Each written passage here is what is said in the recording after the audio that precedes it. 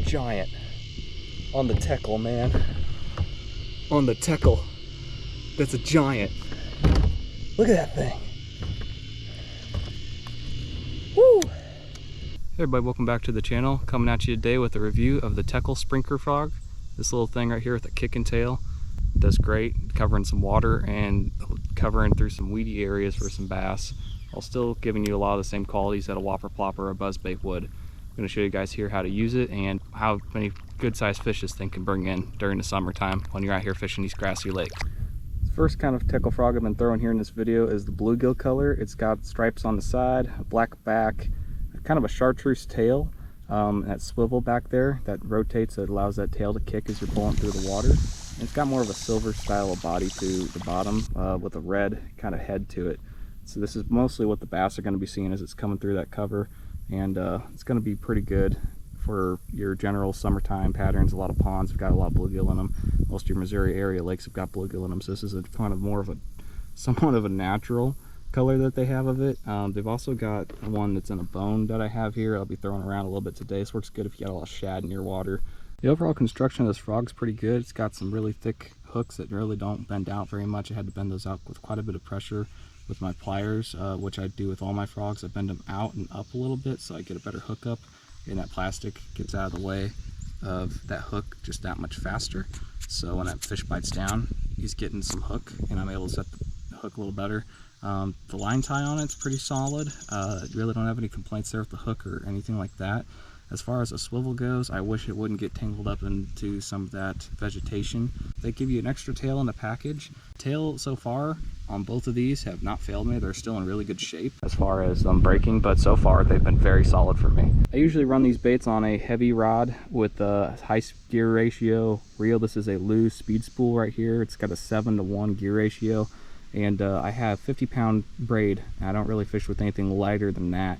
This braid floats and it's good for top waters as well as getting these fish out of this heavy structure. If you get some pad stems wrapped up in your fish, you're going to want every little bit of leverage you can to get those fish back out of there, because there's some really aggressive and really big fish that live in these pads like this that this bait brings out. Evening and morning are going to be your best bets to be getting bites out in the open water, just like with any other topwater bait. You can use this just like a whopper plopper where you can reel it in pretty much straight, the steady speed, kill it next to a high percentage spot. You can twitch it a little bit and get that thing to really fire off some more aggressive bass. If you're into territorial during a spawn, you can really get some of those fry garters, those aggressive male bass that are protecting a nest, to react to these. They're just a good searching bait all throughout the warmer months. If you've got frogs in your area, or if you have some bait fish up shallow, this can be a really good player for you. And I think it's a good weapon to have in anybody's tackle box, especially if you're fishing grassy areas. Anywhere around laydowns, some of the thicker cover that you normally wouldn't be able to get a whopper plopper or something with some treble hooks or exposed hooks through, this is going to be a really good bait for you guys to be trying out during those heavy cover situations while the fish are still eating top. This is that bluegill color. This one's been through a few fish, so it has started to take on just a little bit of water as I've been fishing with it, but you should be able to squeeze it just on the sides there and get that stuff out. The body type is actually pretty soft for a plastic. It compresses really well, so some frogs have too much of a firm plastic to them, and they end up kind of being hard for that fish to get their mouth down and around. That body gets out of the way, the hook's pretty good, and it starts to penetrate the fish's mouth as soon as they grab onto that. This bait really excels well when fishing these scattered pads, big grass mats, areas that you have a lot of area to cover.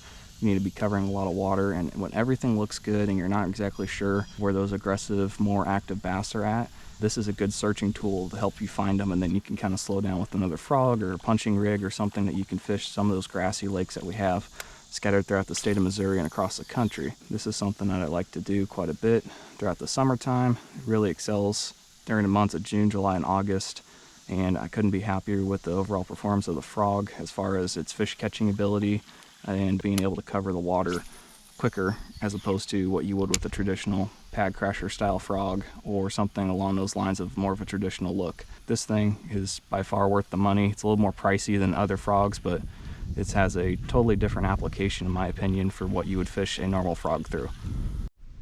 Alright guys, that's going to wrap up this review here. If you guys enjoyed this, leave me a thumbs up down below. I'll continue to do some more reviews of some baits I use frequently throughout the year.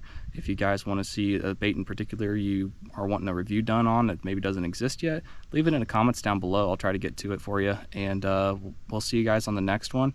If you guys want to pick up any of these baits, I'll have a link down in the description. I'll take you straight to where you can buy some. Catch you guys later. Tight lines out there, and remember to explore deeper. There's more out there. Oh my gosh. Stay on there. Get in the boat.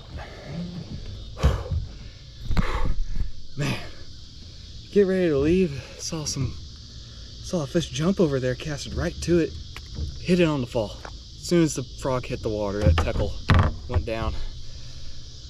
Oh man, it's been a great day.